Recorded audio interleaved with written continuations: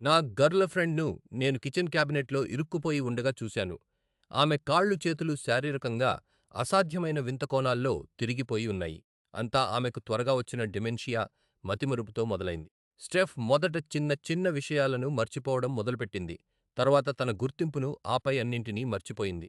కానీ ఆమె జ్ఞాపకాలు చెరిగిపోతున్న కొద్దీ ఆమె ప్రవర్తన ఒక పీడకలలా మారింది. ఆమె ఒక వింత ఆట ఆడటం మొదలుపెట్టింది. ఆమె అకస్మాత్తుగా మాయమై నాకు మెసేజ్ చేసేది నన్ను వెతుక్కుంటూరా.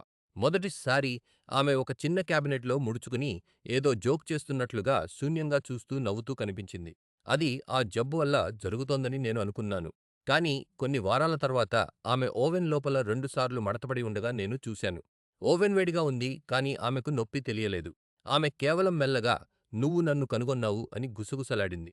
అది ఆమెకు ఒక పిచ్చిగా మారింది. ఆమె వెంట్లు, సింకులు మరియు లాండ్రీ మెషీన్లలోకి దూరిపోవడానికి ప్రయత్నించేది. ఆమెను సురక్షితంగా ఉంచే క్రమంలో నేను నా ఉద్యోగాన్ని, నా మానసిక స్థితిని కోల్పోయాను. చివరికి ఆమెను ఒక కేర్ సెంటర్లో చేర్పించాలని నిర్ణయించుకున్నాను. ఆమెను నేను కాపాడతానని మాట ఇచ్చాను. అప్పుడు ఒక రాత్రి నేను ఆ సెంటర్తో ఫోన్లో మాట్లాడుతుండగా ఆమె డైనింగ్ టేబుల్ మీద నుండి ఒక్క క్షణంలో మాయమైపోయింది. ఆమె లొకేషన్ కూడా కనిపించలేదు. పోలీసులు ఇంటి ప్రతి అంగుళాన్ని సెర్చ్ చేశారు, కానీ ఏమీ దొరకలేదు. 2 వారాల తర్వాత లివింగ్ రూమ్లో కుళ్ళిన మాంసం వాసన నిండిపోయింది. చిమ్నీ నుండి పురుగులు రావడం మొదలైంది.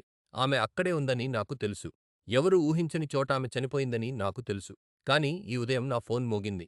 స్టెఫ్ నంబర్ నుండి 3 మెసేజ్లు వచ్చాయి. Hello James. నన్ను వెతుక్కుంటూ రా. నన్ను వెతుక్కుంటూ రా. నన్ను వెతుక్కుంటూ రా.